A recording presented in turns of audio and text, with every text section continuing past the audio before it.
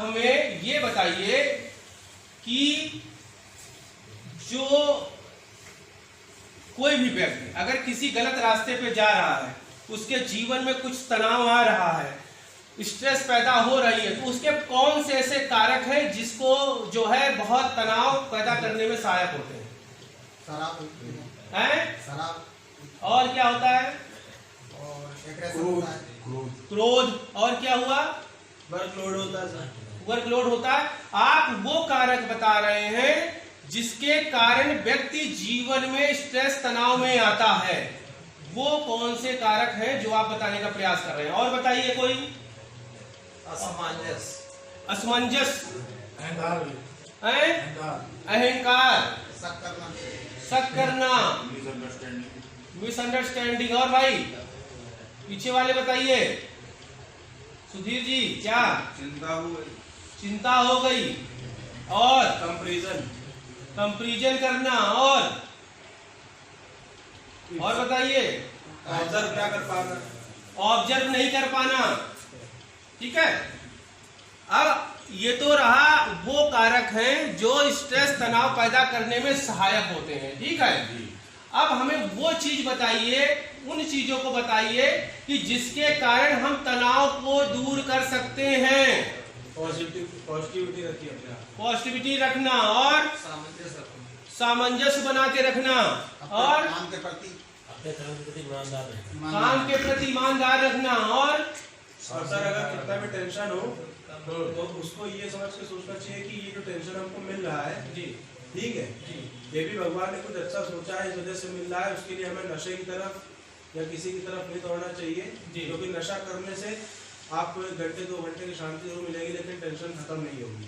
बहुत बढ़िया, ताली बजाइए भाई के लिए। और बताइए। सामने वाले का दोष न देख करके अपने को दोष देखना चाहिए कि हमने शायद कोई कमी तो नहीं कर दी कि जिससे तनाव पैदा हो रहा। पहले अपने आप में झांक लेना चाहिए। अपने आप में झांक लेना चाहिए। हाँ भाई जी सर। हाँ जी बस सर यही सब जो सब क्या सर कह रहे हैं, कुछ अपना भी बताइए। बस ये है कि अपने बारे में मतलब सोच लेना, दूसरे गलती निकालने से पहले अपने। हाँ भाई सोच के मतलब माइंड बैकअप करना क्या सही क्या है उसका निष्कर्ष निकालना। हाँ जी सॉल्यूशन ढूंढना, उसका सॉल्यूशन है दूसरे तो है नहीं, और सॉल्यूशन है तो उसमें लग जाना। सॉल्यूशन नहीं सॉल्यूशन है नहीं तो टेंशन नहीं लेगा। यानी कि अभी आप लोगों ने, और भी कोई बताएगा जी? बताइए। Positive mind will give U A positive life. Positive mind will give you positive life है। बहुत बढ़िया। और कोई? देखो अभी आप पत्थर होते हुए कोई भी काम कराने जाओ या कोई भी कुछ करने जाओ, बड़ी ताली बजाओ। अगर सर एक चीज और है कि अगर सब चीज होते हुए अगर लेने जाओ फिर भी काम ना हो तो सबसे बड़ी गलती नहीं निकल रही, सामने वाले में निकल रही है, तो किस चीज से उसकी कमी को दूर किया जा सके। बहुत बढ़िया। अगर कमी दूर हो जाती है तो दोनों में सामंजस्य हमेशा के लिए बना रहेगा। बहुत बढ़िया। एक दूसरे को सामंजस्य बनाना, एक दूसरे को समझना। ठीक है। अच्छा एक प्रश्न का और आंसर दीजिए कि आप जिसके साथ सामंजस्य बनाना चाहते हैं, ठीक है, अब देखिए मानव स्वभाव की बात चल रही है। जो सोसाइटी में होता है, साइकोलॉजी जो हमें बताती है उसके अकॉर्डिंग जो सारी चीजें होती है वो हम ब्रेन को समझने की कोशिश करते हैं, अलग अलग पर्सनालिटी को समझने की कोशिश करते हैं। ठीक है। अब एक चीज हमें थोड़ा सा कॉमन सेंस थोड़ा और हमें समझाने का, क्लियर करने की कोशिश करिए कि अगर हम किसी के साथ सामंजस्य बनाना चाहते हैं और वो बंदा हमको भी मिला है 10-15 मिनट के लिए, जैसे हम गए आरटीओ में काम करने के लिए, ठीक है, और पता चला कि वो बंदा, वो बाबू वहां का क्लर्क हमको मिल गया और उससे हम सामंजस्य बना रहे हैं, लेकिन अब वो हमसे सामंजस्य नहीं बना रहा है, फिर क्या किया जा सकता है? पहले तो उसको फेस रीड कर ले, उसको ऑब्जर्व कर ले कि वो चाहता क्या है हमसे, सबसे पहले बड़ी बात है। उसके बाद उस तरह से उससे बात करें जिससे वो सामंजस्य बनाने में मतलब तैयार हो या ना हो तो बात की बात है। बहुत बढ़िया, ताली बजाइए इनके लिए। यानी कि जब आप कहीं पर निकलते हैं किसी भी काम को करवाने के लिए, ठीक है, वहां पर आपका कॉन्सेप्ट बिल्कुल क्लियर होना चाहिए, सोच क्लियर होनी चाहिए कि हम जिसके पास जा रहे हैं उस व्यक्ति के बारे में आपके पास कंक्रीट प्लान होना चाहिए, प्लानिंग होना चाहिए।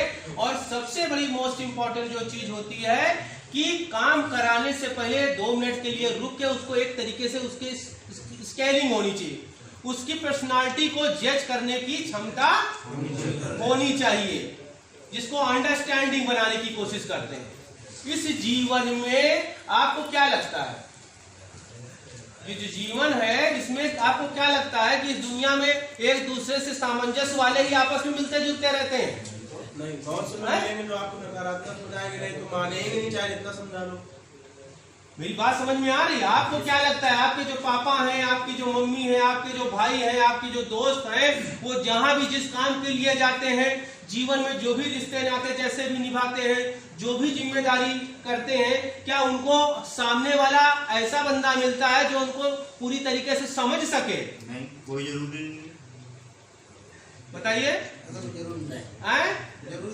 तो हमें यहाँ थोड़ा सा अपने आप को समझने की आवश्यकता है, यहाँ थोड़ा सा अपने दिमाग को दौड़ाने की आवश्यकता है कि हम जिस समाज में, जिस सोसाइटी में रह रहे हैं, वहां पर ये सोसाइटी जो है ये हम ही को नहीं मिली हुई है, हजारों लाखों करोड़ों अरबों लोगों को ये सारी सोसाइटी मिली हुई है, सोसाइटी के बीच में रह रहे हैं। ठीक है, अब यहाँ पर ये दिमाग दौड़ाने की आवश्यकता है कि ऐसा क्या है कि हमारे से थोड़ा सा डिस्टरबेंस हो रही है और बाकी जो आसपास के लोग हैं वो उनसे यार सामंजस्य बना ले रहे हैं। अब जैसे कोई फैक्ट्री होती है, उस फैक्ट्री में आपको क्या लगता है वहां राम प्रवृत्ति के लोग भी होते हैं, रावण प्रवृत्ति के लोग भी काम करते हैं, होते हैं कि नहीं होते हैं? लेकिन मालिक सब में सामंजस्य बनाता है, होते हैं कि नहीं होते हैं? लेकिन वहां पर जैसे आप गन फैक्ट्री हो गई, पैराशूट हो गई, कानपुर में तमाम ऐसी हैं, लाल इमली हो गई, वहां पर अगर कोई जॉब करने या जो वहां के एम्प्लॉय जब जाते हैं तो वहां पर क्या वैकेंसी जब निकलती, पोस्ट निकलती है, तो वहां क्या किसी के उसके साइकोलॉजी को पूरी तरह समझे होते हैं क्या? बताइए। वो राम प्रवृत्ति के लोगों से भी और रावण प्रवृत्ति के लोगों से भी अपने काम को निकलवाना जानते हैं।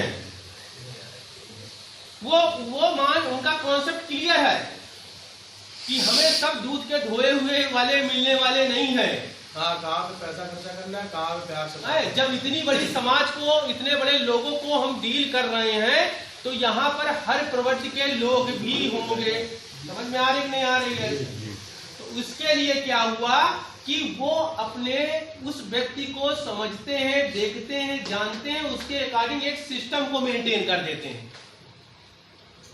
अब जैसे आप दूर का उदाहरण मैंने दे रहा हूं, आप हमारे सेंटर को देख लीजिए, यहां पर सब एक जैसे हैं क्या? बताइए भाई। हैं?